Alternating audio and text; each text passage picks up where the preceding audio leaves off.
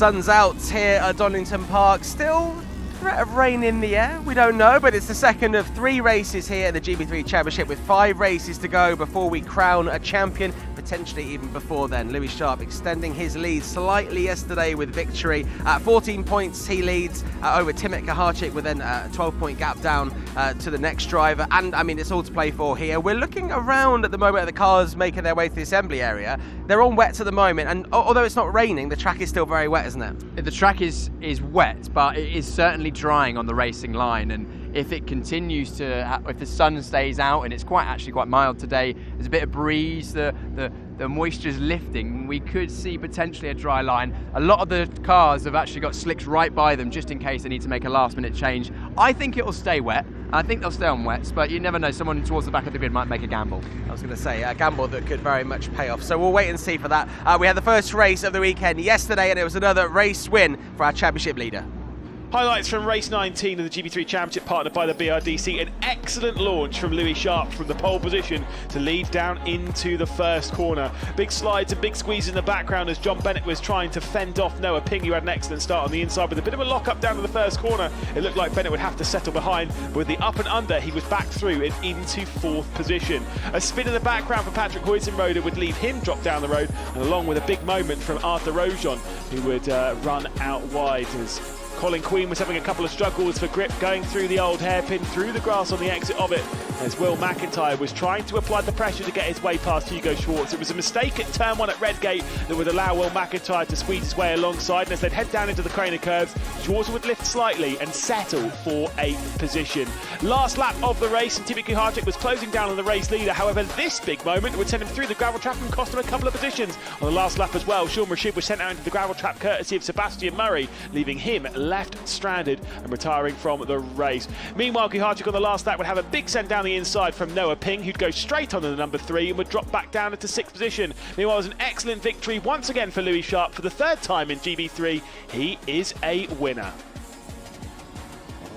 And again, we'll take a look at the provisional results, of course, in the championship, where Louis Sharp has a points lead of 15 over Jon Bennett, who's on 356, 371 for Louis Sharp, 356 for Jon Bennett, and 344 for Timothy Kuharczyk, the top 3 in the championship. Will McIntyre's not too far behind, 66 points off the championship lead, but it's a little bit too late in the day to see him challenge for the title on 305 points. Mackenzie Cresswell, though, in 5th. Fresh off a great weekend back in Silverstone, but not really capitalising on that here. He leads his Elite Motorsports teammates 5th in the championship. Jared Oberski in 6th. Gerard Shee in 7th position, with Ugo Chukwu not in action this weekend. Will likely drop back behind Hugo Schwarzer in the next race. He's in 9th. And Arthur Rojon just at the back end of the top 10, of course, after his excellent victory in the previous race. There we go, another great race to start our weekend of the GB3 Championship at Donington Park. We're just looking at Jon Bennett here, just getting ready. Very lucky for him, he's currently 2nd in the championship. I think I got it wrong at the beginning there, 15 points behind Louis Sharp. You can just see him getting ready to put his helmet on there, and a little bit of fortune for him yesterday. Yeah, of course, Timothy Kuharczyk was chasing down on Louis Sharp at the front of the field, and that would have seen Bennett drop off the back of both of them. But unfortunately for Kuharczyk, dropped it on the last lap, lost a couple of positions, fell off the podium, and that was Kuharczyk's loss was Bennett's gain, although Louis Sharp did still pull away a little bit at the front of the field. But very, very close between those front 3 in the championship especially. So yeah, it'd be interesting to see how this all unfolds for the remainder of the day and the season. Absolutely, and of course he'll be loving it if he can get a race victory today with the McDonald's sponsorship on the front of there. See what I did there? No. I'm loving it. Oh, it's their I slogan. I see. Don't worry, he obviously doesn't eat as much McDonald's as me, but you probably guessed that already. Another driver that we were looking out for yesterday was Max Taylor, of course, coming over, having won a championship in the United States, 16-year-old driver, racing with Arden Motorsport, and he had a decent race, and we caught up with him afterwards to find out what his first race in a completely different country, a completely different continent was. So Max, you've just completed your first race in GB3. How did you find that in the car? Yeah, I mean, the race was definitely very tricky. It was my first standing start ever, so I definitely didn't do a great job on that.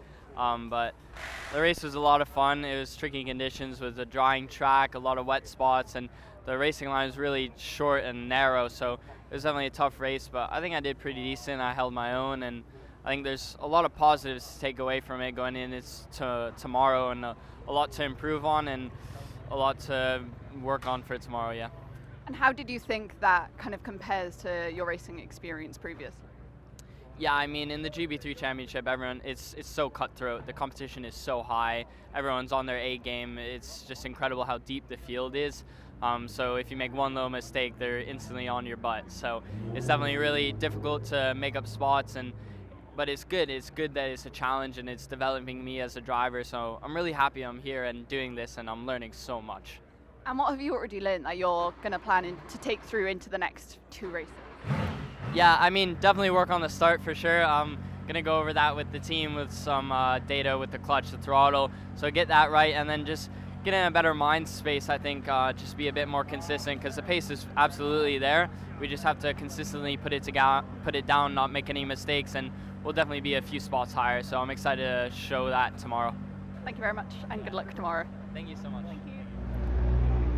Yeah, Max Taylor there, we can see him behind. You can look out for him in the number 88 car. Always good to highlight new drivers that we're focusing on. As I say, won the championship over in the United States at the age of 15. And now he's come over here, now he's 16, he can race in GB3 with the age limit being 16. To the left of him, in the number 18 Rodin car, we got Arthur Rojon, of course, race winner last time out at Silverstone. He knows how to get it done in the reverse grid race, starting a little bit far down at the back there, but we know he can make up places, so it'll be good to see what he can do. And actually to his left, we got Mackenzie Creswell in the bright yellow Elite Motorsports car, another race winner, someone we've seen pull off some excellent results and always seems to be better later in the season, doesn't he? Yeah, he always does very well at the end of the season, and he did well last time out at Silverstone. Of course, he'll be looking to make up some positions in this race, but you can see from the reflection on the cars that the sun is very much out now. Circuit's still very much wet, and these drivers, a lot of them have gone for clear or very light visors, and the sun reflecting off the surface can be quite an issue actually for the drivers. So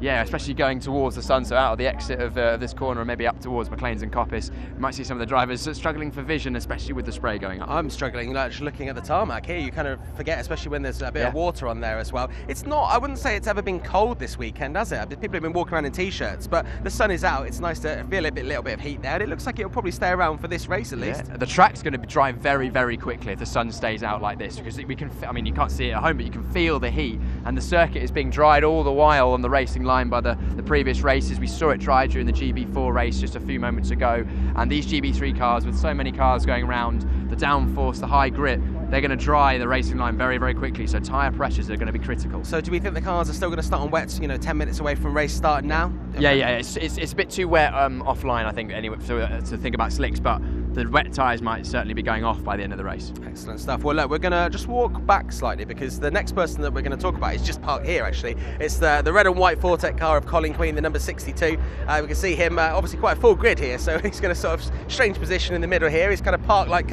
someone that you wouldn't like to park next to at Tesco's, who's parked in the wrong place. But no, I can guarantee he's in the right place.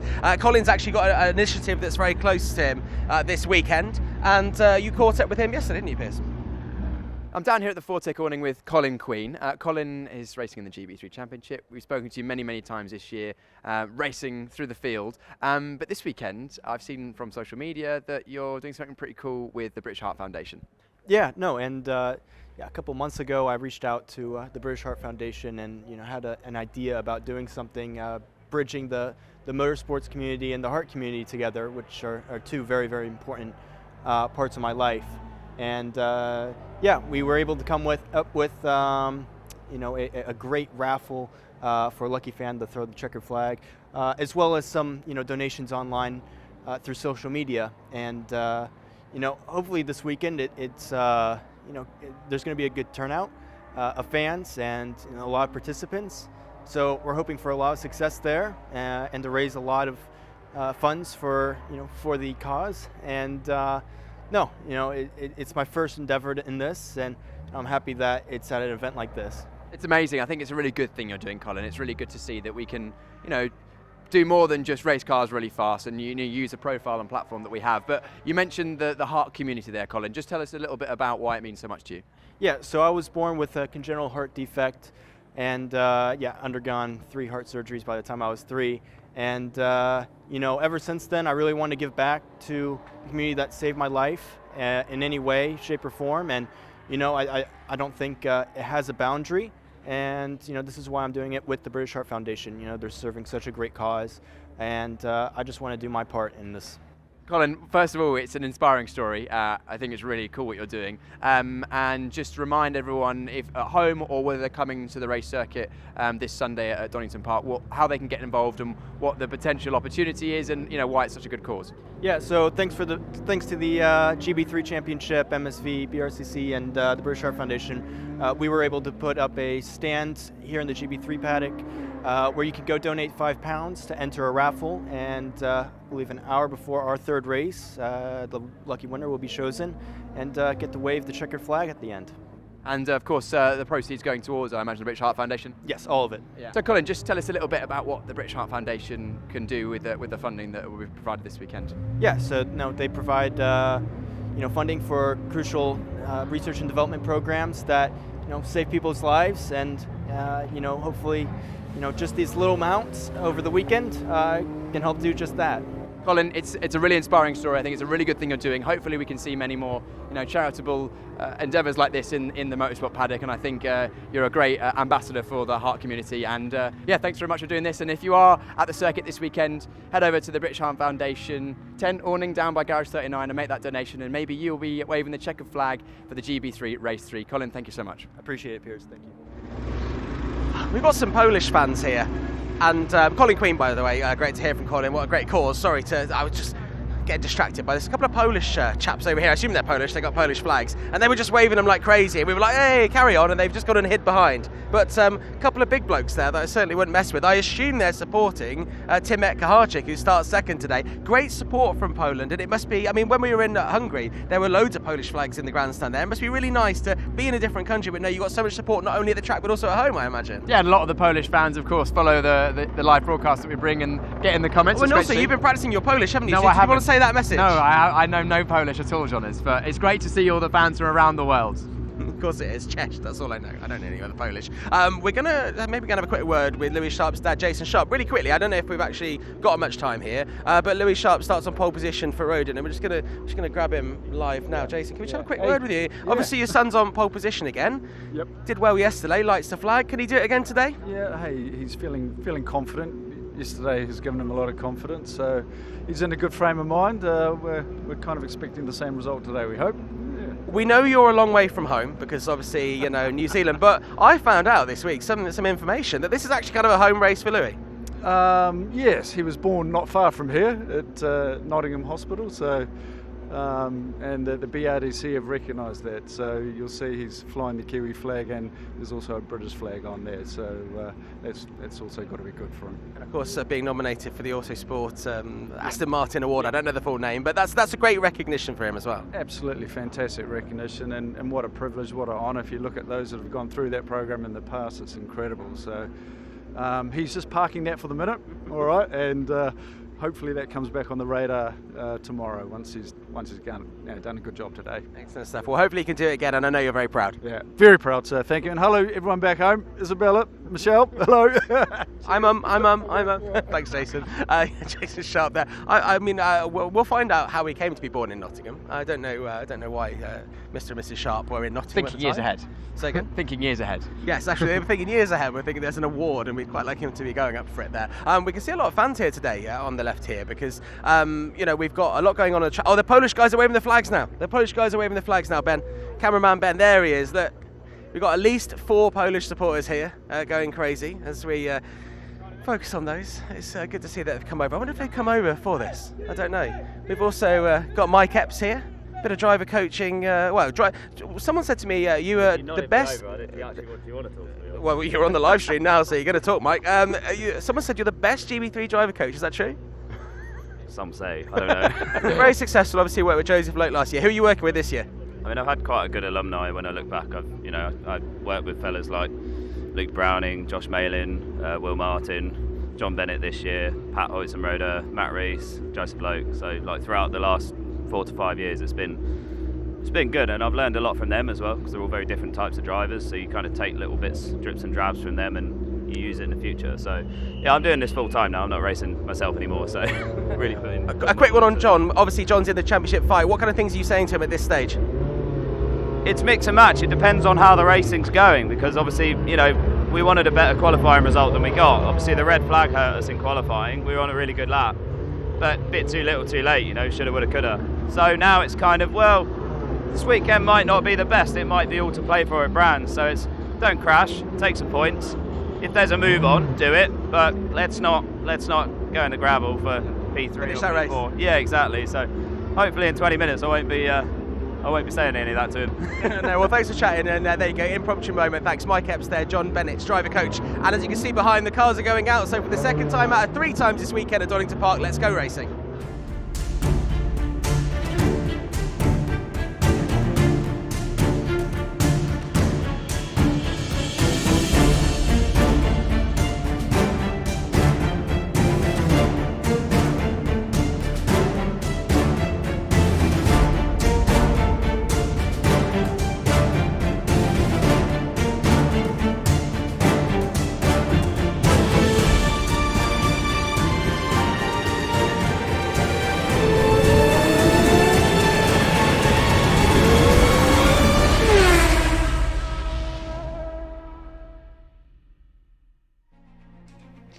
And so time for race 20 it is in 2024 of the GB3 Championship, partnered by the BRDC. What an incredible journey it's been so far. Not much separates the top lot in the championship.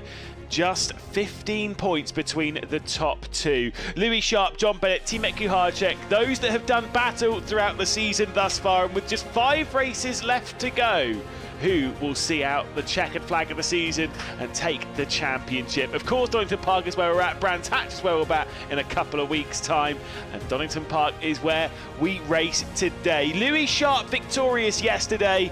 We'll be starting from pole position once more. The last time he had double pole position, though, was the season opener, where he finished first in the first race and second in the second. Is that an omen for today? Of course, Donington Park, the circuit that we go racing at. Redgate, great overtaking opportunity on lap 1. The rest of it in tricky conditions like this, you just never really know. Up towards McLean's and Coppice, down towards the Melbourne hairpin as well. There are some overtaking opportunities around Donington's 2.5 miles. It is a tricky little track, though, as we can see them working their way down the Craner curves. We'll see the starting grid as well, and we'll see that Louis Sharp is starting from pole position. Timek Kuharczyk starting from his 10th front row start of 2024. Absolutely incredible. Gerard Chi will start from 3rd position, with Freddie Slater up to 4th after starting from 6th yesterday. Then we'll get to Noah Ping and Jon Bennett, the driver that sits 2nd in the championship at the moment, 6th position. He'll be starting from. Will McIntyre's dropped out of the championship challenge, starts alongside Colin Queen in 8th position, before we get to Max Taylor on debut, of course, with Arthur Rojon there in 10th position. Those outside of the top 10, though, we'll see Mackenzie Cresswell, Patrick Huitenroder there in 12th position. And then working our way down into row number 7, it's Nikita Johnson starting alongside Hugo Schwartz. The driver that's lost the most between the two sessions was in 7th position in yesterday and 14th today. Ditch Kulkarni and the like starting alongside Nikita Johnson in 17th position, with Josh Erfan in 18th position. Then we get Sebastian Murray, Jacob Douglas in 20th position. In 21st, it'll be Alex Catalyst, and of course the final driver on the grid. Lewis McGlade, Piers Pryor, that will take you through commentary for the 20th race of 2024. Louis Sharp victorious yesterday. Certainly looks drier than the GB4 race we had earlier on. Still looks very difficult though, Piers. Yeah, definitely wet out there. I haven't actually seen a huge amount of the outlap, so you'll know better than I have. I've literally just popped in the commentary box. But the last corner, still wet, not slick tyres, but there's not a huge amount of standing water. You can see there's not much spray being thrown off these Pirelli wet tyres. So yeah, tyre management in this race I think is going to be important, making sure that you don't push the tyres too hard early on in the race, because when it starts potentially having a dry line towards the end of the race, these wet tyres can fall off very, very quickly and you can lose seconds per lap. Does Louis Sharp win this race, though? He was very, very strong yesterday. Do you think he's going to win this one? He's got a good chance. I think if he gets away well from the front of the field, he's got a good opportunity to do exactly what he did yesterday. But Timek Kuharczyk pushed him hard yesterday. Unfortunately, Kuharczyk did make that error on the final lap of the race, take himself out of the podium, and did finish 4th in the end. So still not a terrible result, but he's going to be... Kuharczyk is going to need to have another solid result today to minimise the points lost to Louis Sharp over this weekend. Revs are already rising as we're about to go racing once again at Donington Park. Yes, indeed. Race 20 of the GB3 Championship. Championship, partnered by the BRDC, is underway. Great start from Louis Sharp, great start as well from Kuharczyk, as well as from Gerard G. Big squeeze though coming in as Freddie Slater absolutely squeezes Noah Ping straight off the road, coming straight across. Ping will drop back then a few positions. There's a bit of a squeeze coming down in the first corner, but it is going to be the whole shot taken by Louis Sharp. Out wide goes Will McIntyre as it's 3 wide as we come down the Craners. They drop back in, so it's just 2 wide. But my goodness, what a dramatic start, and Noah Ping will be fuming at that. Yeah, Freddie Slater saw that Ping had an overlap on the inside and came across aggressively from the left-hand side to the right-hand side of the circuit. As Hoytson leaves the circuit once again on lap 1, is now overtaken by both of the yellow Elite Motorsport cars of, I think that was Waberski and Schwarzer. Yeah, but yeah, I think that was a bit over-aggressive from Slater's. 1 car off on the entry of McLean's. Didn't quite catch who that was. They were from about 14th position. Oh, it's Seb Murray. Yeah, Sebastian Murray there going straight on at McLean's. Will rejoin though, doesn't get stationary in the gravel trap, so at least the race won't require a safety car from this position. You can see Louis Sharp then leading fairly comfortably from Timmy Kuharczyk as we work our way through the fog at ES on the first lap. You've got Gerard Sheehan behind, you've got Freddie Slater, and then John Bennett up into 5th position, obviously passing Noah Ping, who had to really get out of the gas coming down into Redgate in turn 1, but Ping's already going on the attack. He looks straight on the inside. There's a big set. He might make contact with Slater here if he's not careful, and that's opened the door as well for Erosion to work his way past. Yeah, that was a late move, late on the brakes from Noah Ping, trying to get up the inside of Bennett, and unfortunately Bennett was just basically blocked to the outside of the road, and then Rojon managed to get both of those positions, and although Rojon's already been passed once again by Ping on the into Goddard's, and Colin Queen in the 62 red and white Fortick Motorsport car is involved with that as well. But Slater is still in the 27. We were just talking about that before it all kicked off. I think he might be looking at potential penalty either during or after this race for that. What do you think Mike Epps will be saying in the ear of John Bennett after that incident? Because he is the one that is in the ear, he's the one that's talking to the driver, obviously the driver coach for John Bennett, but he's the one that's communicating with John Bennett in that number 11 car. Of course, the driver that's currently sat second in the championship. What do you think he's saying to him? Maybe keeping calm, I guess? I think it will be along the lines of Rob Smedley to Felipe Massa. Keep it cool, John, baby. Keep it cool. It's a long way to go in this race. You know, still 12 laps around this circuit in wet conditions. But let's have a look at this race start again. So, 27, second row, right-hand side of shot. The Slater comes across, and there's definitely an overlap there from Ping. So I think that's just overstepping the line there from Slater. I can see what he was trying to do, just to stop Ping getting the overlap on the way into the corner. But unfortunately, pushed a little bit hard, in my opinion. Of course, I'm not judge, jury, and executioner. So the stewards will have a look at that and decide whether it was above board or not. And then this was into the last corner, or the last sector of the lap. Ping up the inside of Bennett. 2 deep, so they both got slowed down. Then it was Rojon that made his way through. Queen tried to get involved, but ultimately it was Bennett that lost out in that. Yeah, that move, there's nothing illegal, nothing against the rules in that. Just hard racing. Exactly, and for Bennett, who's trying to battle for the championship, he'll be just frustrated to have someone send it that aggressively down the inside. But you know, all's fair out there when they're racing like that. As you can see, the race lead coming over the line. 2 laps done then, and Louis Sharp will lead by 1.6 seconds. Yeah, brilliant. Brilliant start to the race from Louis Sharp. Got away from the line well. Brilliant first lap. Set the fastest lap of anyone. In fact, he was fastest in every sector on that lap just gone, the 3rd lap of the race. But I must say that, you know, he's just doing a brilliant job at the front of the field. But it was telling. Over the start-finish line, already Sharp was going off the racing line, searching for some water. So he can sense that these wet tyres are not going to last a duration comfortably. So therefore, already drivers looking to cool the wet tyres, keep the temperatures as cool as they can, so that when the circuit inevitably gets dry towards the end of the race, they won't start falling away aggressively. Because we saw yesterday, Kuharczyk was very strong in the second half of the race, potentially the same again in this one. So Sharp wants to maintain that gap as best he can. But this is the closest fight in the top 5 at the moment. It's between Sheehan third place, in the high-tech grey car, and then Freddie Slater for Rodin in the 27 just behind him. Again, they're searching for extra water, a bit more water to cool the wet tyres.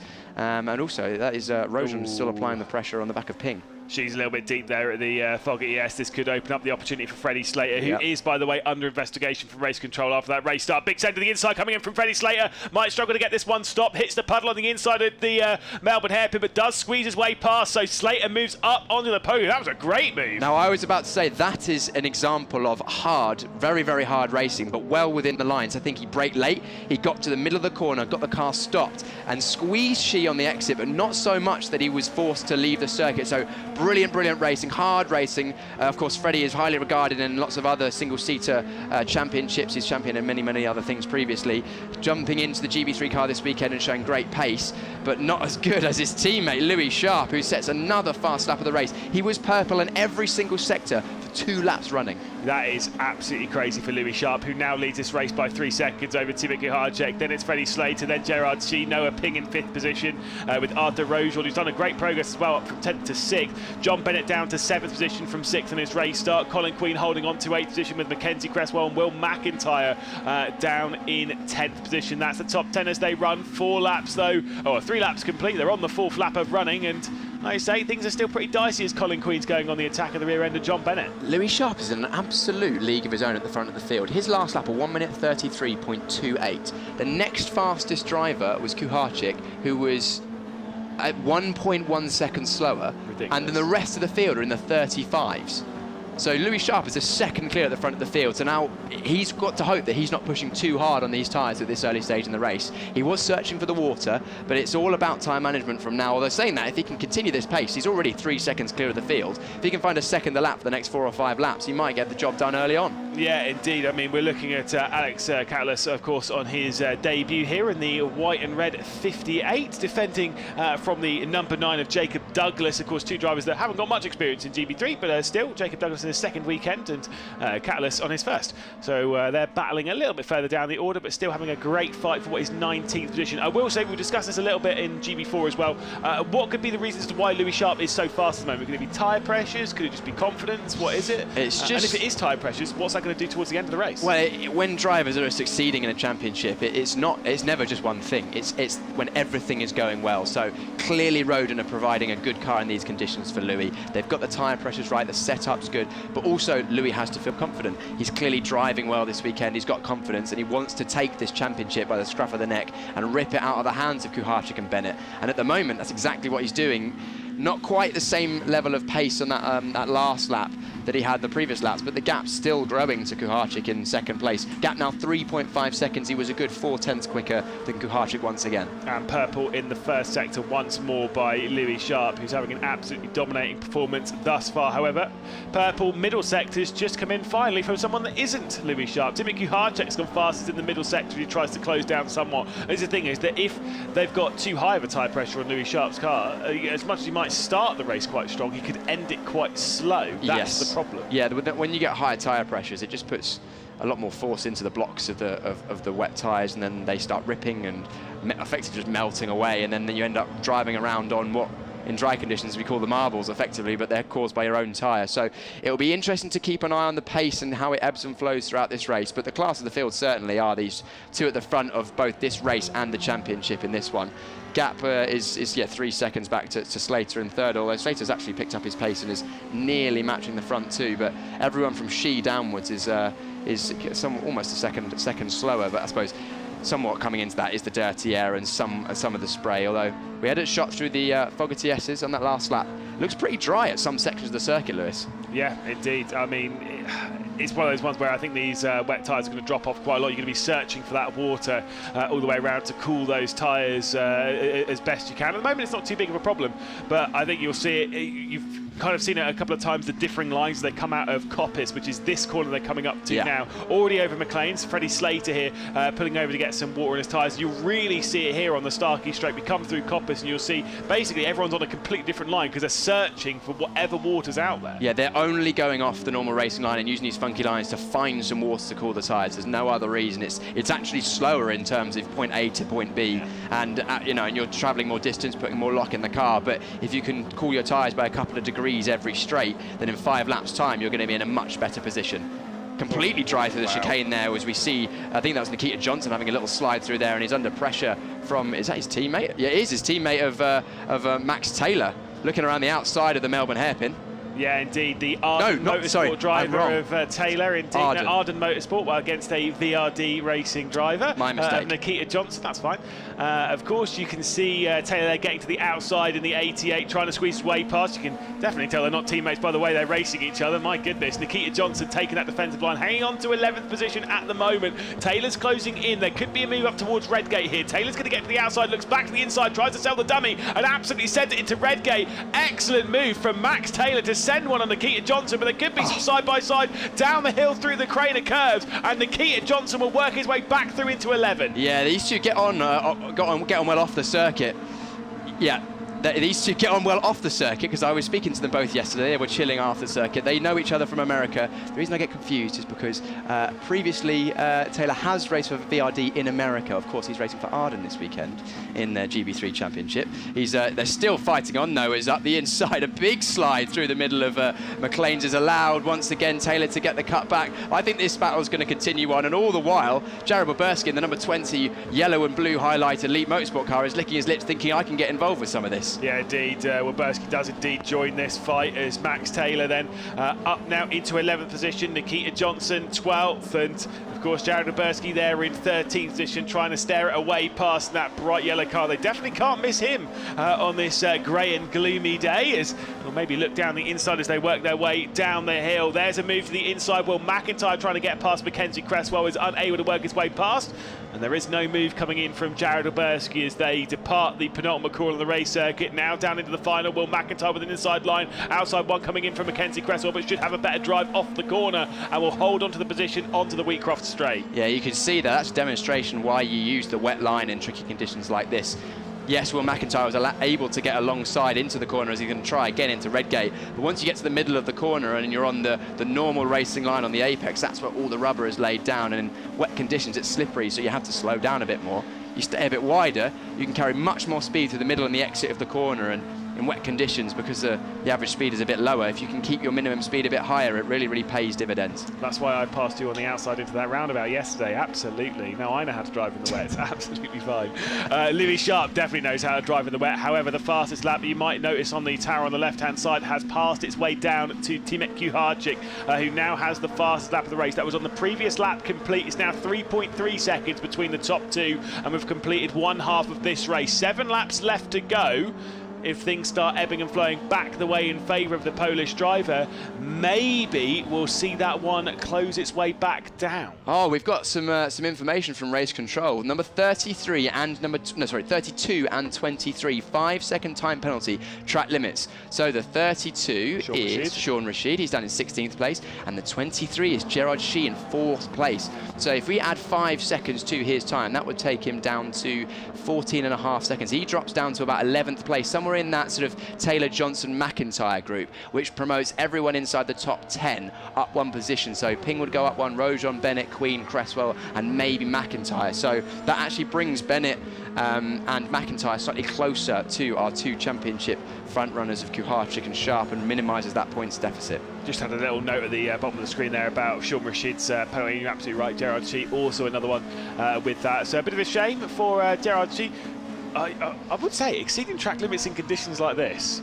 My goodness, where is that going to be around here? You've got turn 1, you could do it at Redgate. This corner there, you saw that was number 3 of Noah Ping, just going up to the edge of track limits, but not past it. Of course, in the UK, when we race here, you're not allowed to put any part of your wheel or tyre beyond a white line or beyond a curb if the curb is there. So this corner, you just saw actually Noah Ping just drop his wheels off the back of the curb. Technically, that is not allowed, and if the stewards or the marshals see that too many times, they'll note it down, and you will then be getting warnings and subsequent penalties if you continue to offend. So you say it's a shame, Lewis, but it's ultimately self-inflicted on the drivers, by the drivers. It's easier said than done to just stay within the track limits when you're pushing to absolutely 10/10s in these tricky conditions at full pace, but it is all within the driver's control. So unfortunately, that's one thing that drivers need to keep on top of, and it's just a lack of precision or concentration from the drivers if they run wide too many times. Oh, another Will McIntyre trying to get the inside of the Melbourne hairpin, not quite getting it done once again. Indeed. Well, whilst the previous lap was complete, by the way, and there was a large margin between Louis Sharp and Timothy Kuharczyk, this time it's only a 1/10 of a second that Kuharczyk's been able to close down, by the way, for the race lead. I will keep you up to date with what's happening up that end of the order. 5 laps left to go. But with 5 minutes and 30 seconds left to go, I think it might be a timed race just based on the time. But we'll discuss that in a second as we'll see this move once again coming from Will McIntyre. I'll try and run some numbers to see if it will be. Mackenzie Cresswell soaking up a lot of pressure from Will McIntyre here. McIntyre is throwing it at the inside of pretty much every opportunity he can get and can't quite get the exit to translate that move on the inside of the entry to getting past on the exit. So good car placement and racecraft from Mackenzie Cresswell. McIntyre might be better off trying to force Mackenzie into a slight defensive manoeuvre and then getting a good exit and trying to get alongside there. Gap at the front since the start of the race has come down. It was out to about 3.8 seconds at one stage, but now down to 2.6. So that may well be Sharp's tyres just going away a little bit. It may well just be Sharp easing the pace back, knowing that he's got a bit of a buffer. I think Sharp's probably only pushing sort of 98% now, because it's so easy to make a little mistake in these tricky conditions, as we saw Kuharczyk do yesterday, and that's exactly what Sharp does not want to happen. He doesn't want to give up any points at this stage of the season. Indeed, and again, as I'm looking at the time, I will say this is going to be very close. I think we only actually have 3 laps left to go rather than the 4 based on the time. It's about 1 minute 30 seconds around a lap here. We've only got 4 minutes and 20 left to go. So I do believe we're actually going to run to time rather than the entirety of the lap. So I think we're only getting 3 more laps here at Donington Park, but that will be an update from race control that we'll get on the what will be potentially penultimate lap or what will be the final lap of the race. So basically lap 13 we'll get that update from you from race control, but I believe we've only got 3 laps left. Yeah, so just a few more laps to pull out any final overtakes. You can see a very dry line forming in certain areas of the circuit. Dry on the entry of Redgate here, which makes it even more difficult to overtake if you're looking to do that, because the racing line, the one line that the cars have all been using, is the fastest way around the circuit. And to try and overtake, you'll have to leave that line and go onto the wetter part of the road, which has less grip. So it's all about trying to force the driver ahead to make a mistake if you can. Look at the top 2 though, class of the field at the moment. They've been trading fastest laps basically throughout this race. Time penalties just come in for exceeding track limits for Sean Rashid, who's down to 10 seconds. Yeah, so he's continued to offend. Yeah, continued to go beyond the track limits after his warnings and 5-second penalty. Well, as we work our way through, Jared Waberski, of course, closing his way up to the rear end, of course. As we'll see the fighting, we've got Mackenzie Cresswell here as he will continue his fight as well, just outside of the top 10. And they've got Will McIntyre, closing down into 10th position. Of course, now down into 9th. Will McIntyre will work his way up the order. Goodness me, we're all losing our words now. Yeah, still McIntyre is trying to get past Mackenzie Cresswell up the inside for another time. This is the first time I've seen him try the outside though, so potentially looking for a cutback to get a move done at the exit. Getting it squared up. He's closer than he has been, I think, going into turn 1, so might be looking for a move here. Cresswell's going to have to defend the inside, which will give McIntyre the dry outside line. Can McIntyre go all the way around the outside? Again, Cresswell, he has managed this defensive drive perfectly. He's just placing his car where it needs to be so that McIntyre can't find a way through, although McIntyre now looking in even more adventurous places. Yeah, indeed. Now down into the old hairpin 9th, which is the moment. Big slide coming in from Mackenzie Cresswell. This could be a big moment for Will McIntyre to maybe squeeze his way past. We head up through Starkeys, now up to the Schwantz curve. To the outside he's going to go as they work their way onto the brakes into McLean's. Surely not going to have enough grip to sneak it around the outside there, but he's getting closer and closer and has dragged Max Taylor up with him as well. Looks to the inside as we get up towards Coppice. Big send to the inside from Will McIntyre. Mackenzie Cresswell, though, just about gives enough room, is going to hold onto the position for now. That is so close. That's about as close as you want to get into there. There's normally one line through there. McIntyre still has a little bit of an overlap on the outside. He's going to try and break around the outside, or at least force McIntyre off the racing line and to give him a poor exit, and he's done that. The shallow entry from Mackenzie Cresswell meant that he's got a poor exit, and now McIntyre's got an overlap on the inside. Can he get the move done this time? Let's have a look. Will McIntyre sends it. Could he be in a little bit too deep going into the Melbourne hairpin? The up and under potentially going to come in from Mackenzie Cresswell. Final lap of the race then has begun, so we will be running a lap shorter than the 14 advertised. It will just be a 13-lap race courtesy of the time, but Will McIntyre has finally worked his way through then into 9th position in that silver 21 car. So for high-tech polls say it is a bit of an improvement from him. Colin Queen still sat ahead, just trying to break the slipstream a little bit, but to be fair, it should be clear enough not to have to fend off Will McIntyre towards the end of the race unless his tyres really drop off. Yeah, Colin Queen's actually got a final warning for track limits on that last lap as well, so he can't afford to push too hard and go beyond track limits again on what is this, the final lap.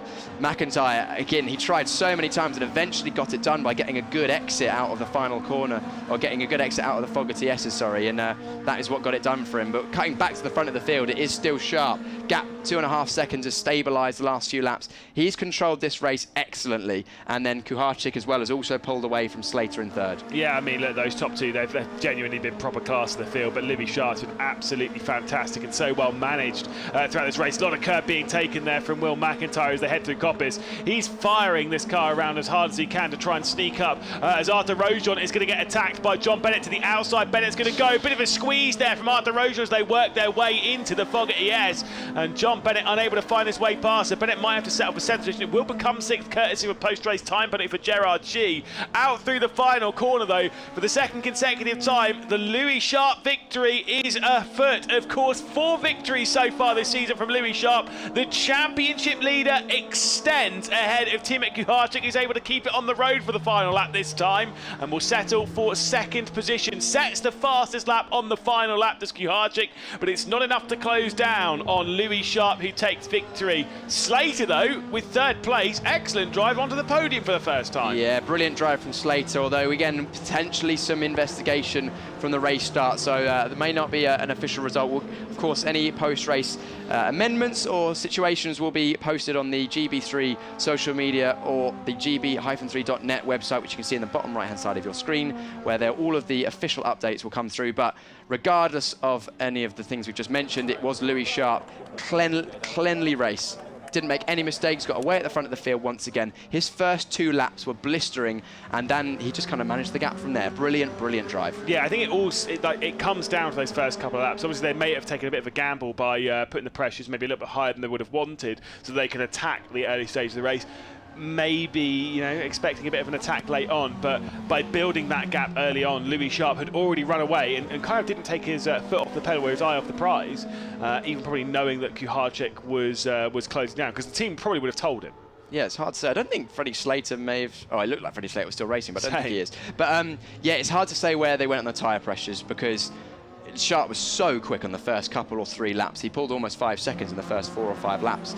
But then at the end of the race, he wasn't actually considerably slower than Kuharczyk or anyone else, to be honest. And that last lap, Kuharczyk did get the fastest lap of the race, but it was only 2 tenths quicker than Sharp. So, and you know, the front 2 were a couple of tenths quicker than pretty much everyone else in the field. So yeah, just a brilliantly managed race from our front drivers, and the podium, I think, was probably an indication of where the pace was in that race. Noah Ping, actually, a strong result in 4th after the penalty for Shee as well. Yeah, indeed, that's pretty solid, especially after being squeezed off by Freddie Slater coming down into turn 1 on the very first lap.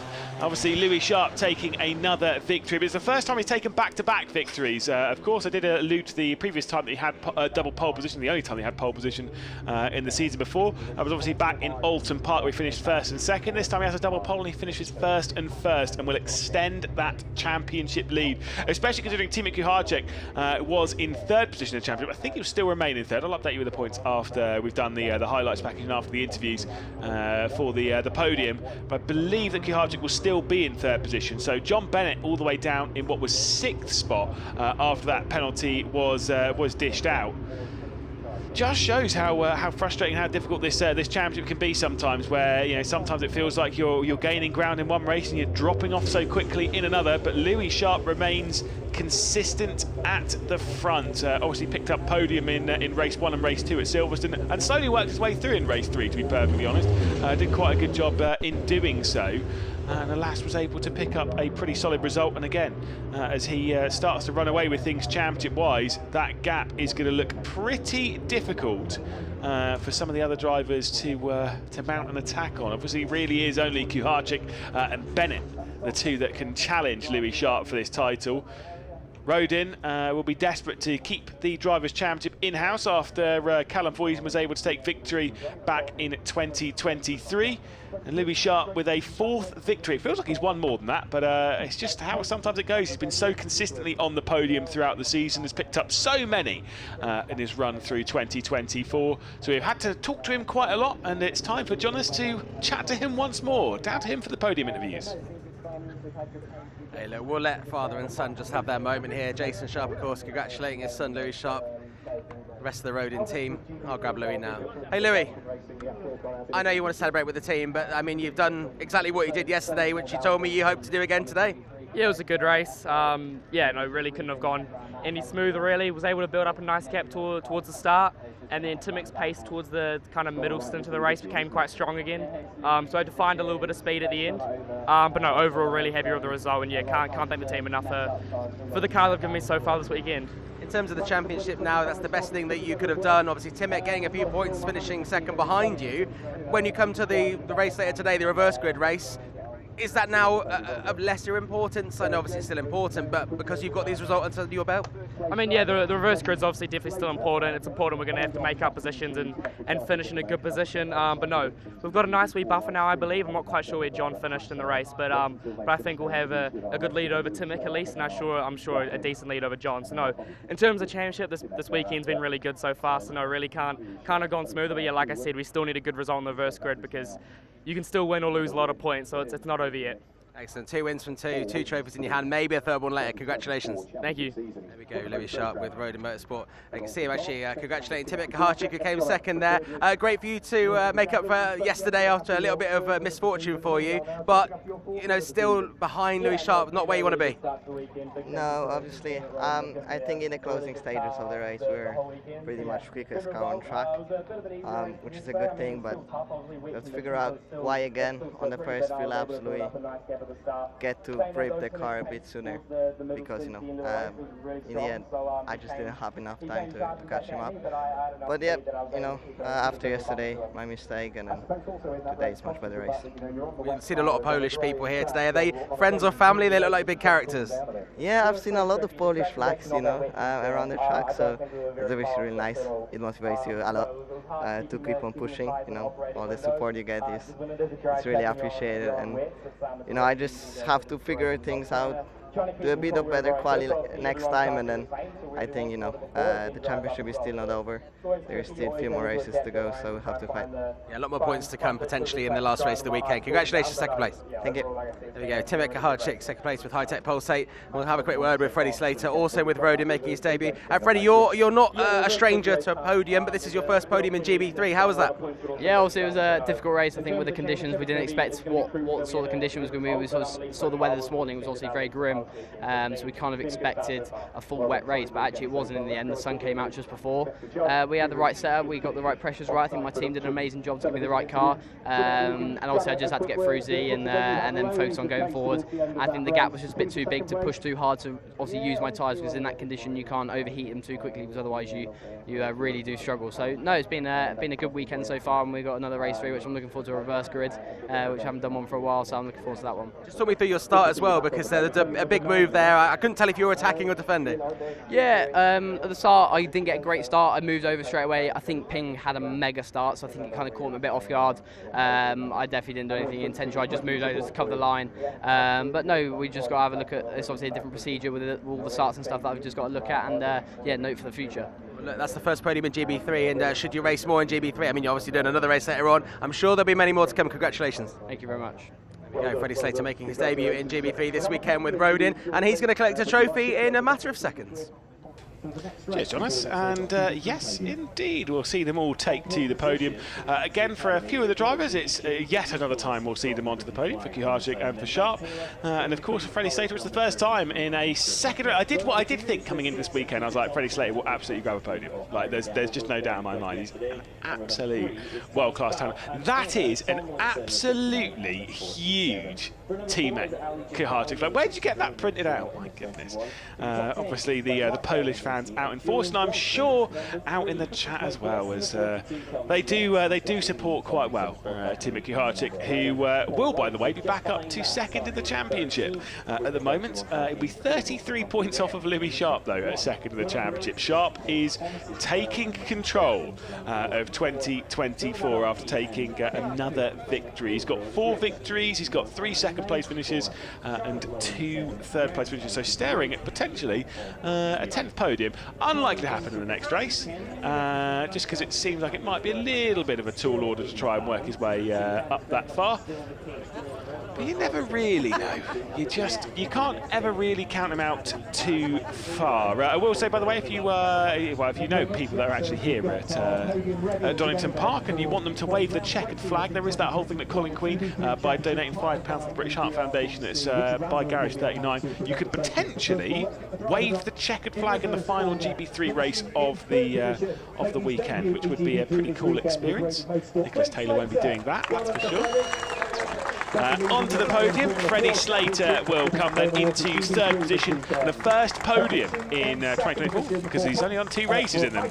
So a pretty solid effort from him. Into 2nd place though, Kuharczyk back up to 2nd in the championship, and a very loud crowd, very loud support and cheer for Kuharczyk.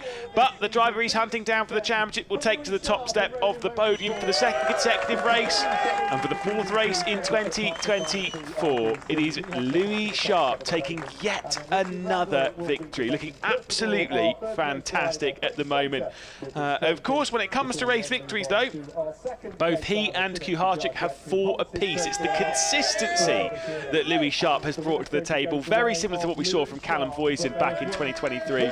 That is what is bringing him the championship lead in such a strong form at the moment. Will he be able to hold it though? Just 4 races left to go in 2024 before we'll crown our champion. At this rate, he could be winning it a race early as well.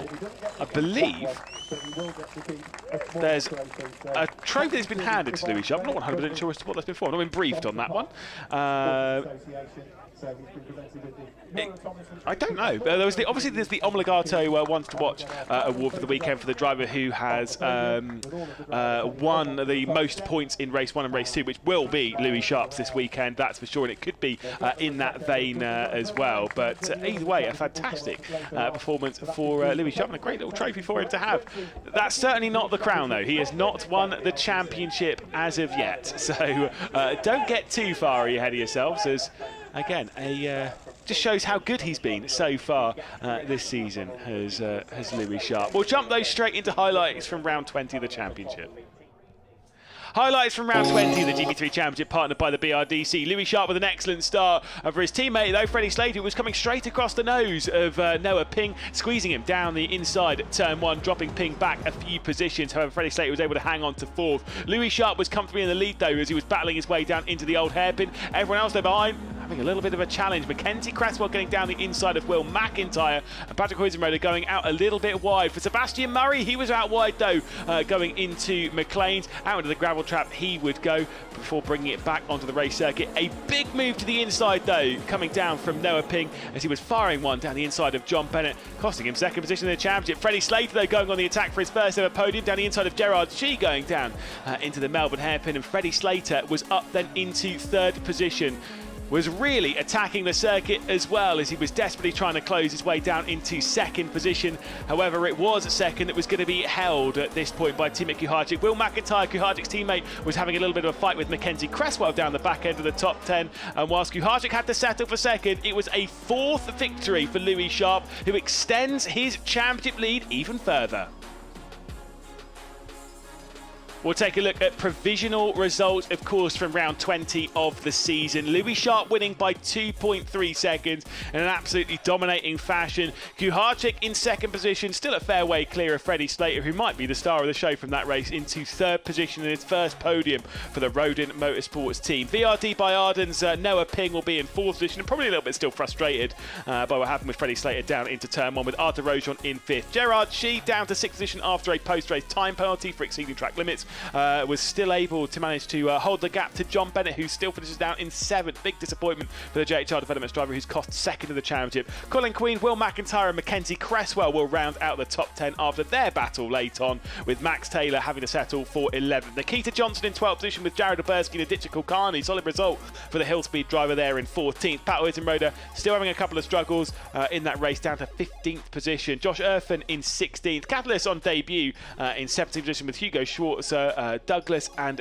Murray down there in 20th. The final driver will be Sean Rashid after a 10-second post-race time, but it might be 15 seconds actually post-race time penalty for exceeding track limits far too many times. That's not the only thing though we need to be talking about, because championship-wise things are still looking interesting. Louis Sharp on 406 points leads the championship by 33 now from Team Kuharczyk, and 35 points over Jon Bennett. The reason why 35 points is important, well, that is a race victory. It's the most amount of points you can score from a single race, because even in the third race of the weekend, it's 20 and 15 for the positions gained. Will McIntyre in 4th position with Mackenzie Cresswell in 5th. Gerard Shee in 6th position with Jared Oberski, Arthur Roach and Hugo Schwarzer, and Ugo Ugachukwu down at the back end of the top 10. Of course, not taking part this weekend. We'll head down though to Piers, who's in the paddock catching up with some of our drivers. We're down here getting some reaction from some of the drivers, and we've got Max Taylor and Nikita Johnson. We'll get to you in a second, Nikita. Max, how's your first weekend in GB3 going so far? It looks like you're getting stuck in. Yeah, for sure. I mean, the pace has been really good, honestly, throughout the whole weekend. We've been top 3 times in testing and just missed out on the quali. It was really tricky conditions there, and all these guys have so much experience at these tracks, on this tire, in this car, so I definitely got a little bit shocked there, just not great, but we're making it up in the races. Definitely a big learning curve with the starts, my first standing start yesterday, so I got a bit better today, and I had a fun race, good battle with Nikita, yeah, just learning all the time. I hadn't even considered that you haven't done any standing starts, because obviously you race in America with VRD, you're racing with Arden this weekend in GB3, but that must have been something to get used to. But also getting used to racing close with some other drivers on circuit like you two. Nikita will bring you in as well now. It looked like a really good battle, Nikita, from your side. It must be cool racing against someone that you've known for a couple of years now, but now you're actually racing for the first time together on circuit. Yeah, it's very cool to race a teammate. I mean, there's a lot of respect between us. We've known each other since I think 2021, 2022. So, you know, when he first got in the car, I was kind of helping him and coaching him with Dan. And, you know, now we're racing each other. So it's very cool to have this experience with a teammate. Well, semi-teammate, because he's with Arden. Yeah. But, yeah, it's just very fun to be close with someone like that. It looked like a really fun battle, and from your perspective, Max, as well. I can't remember actually who came out on top, but it was like you changed position 2 or 3 times. Tricky in those conditions, though, right?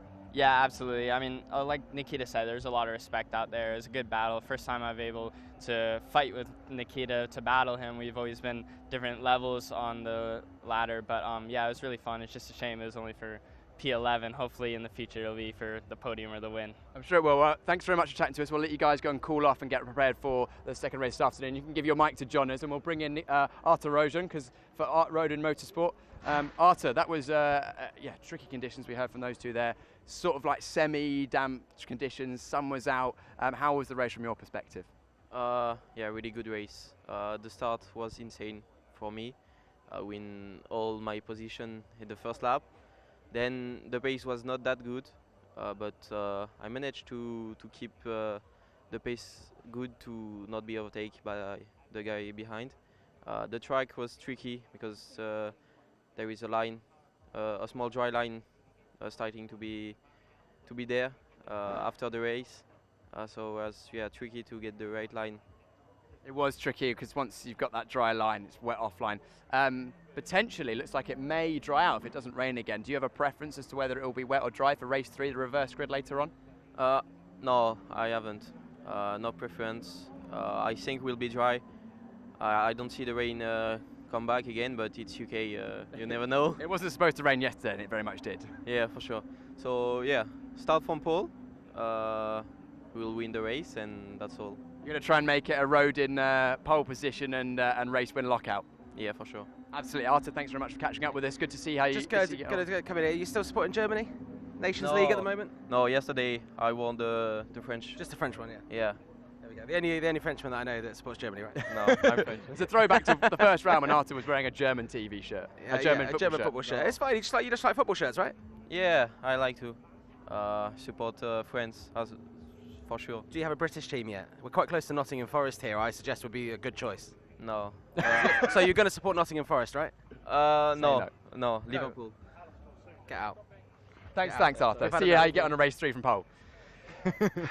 You might have seen Lewis Sharp got 2 trophies. The second trophy was the Muriel Tomlinson Trophy, which is provided by the Donington Park Racing Association. So if you're wondering why he's got 2 trophies there, he's going to.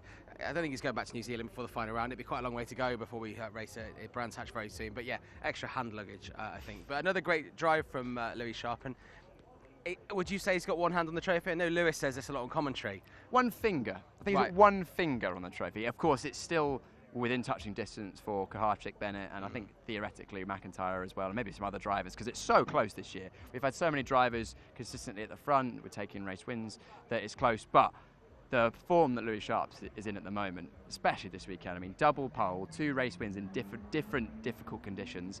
He's managing it, and all he's got to do this weekend is top it off with a solid result in race 3, try not to get in any drama, and he's going to be very hard to beat going into Brands Hatch. Now, I think Freddie Slater and Noah Ping have probably gone to the race stewards over the little move that happened at the start there. We'll bring you the outcome of that later on. And the good news is that if you're in a 3-hour radius of Donington Park in the United Kingdom and you've got access to a vehicle, you've got 3 hours until our next show starts. In fact, you've got 3 hours and a half really before the race starts. So if you kind of like the action and you were thinking, oh, I might not bother because it's raining. Well, look, it's not raining at the moment, is it? Actually, it's blue sky with clouds at the back. Like, what's going on? I'm actually a bit too hot in my jacket now.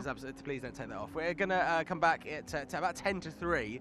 We'll bring you some more action. We're also going to have a little exclusive interview that Piers did with a former driver in the GB3 Championship. You might have seen him handing out the trophy yesterday, Joseph Loke. He's just finished the FIA F3 season with Rodin, and he's also been driving an Aston Martin Formula 1 car, which he'll tell you all about a little bit later on. Of course, we have another race in the GB4 Championship coming up as well, and you can see all the details of that and all of the behind-the-scenes information in Randy's race report on the GB3 website. We'll be back for the final race of the weekend in this championship at 10 to 3.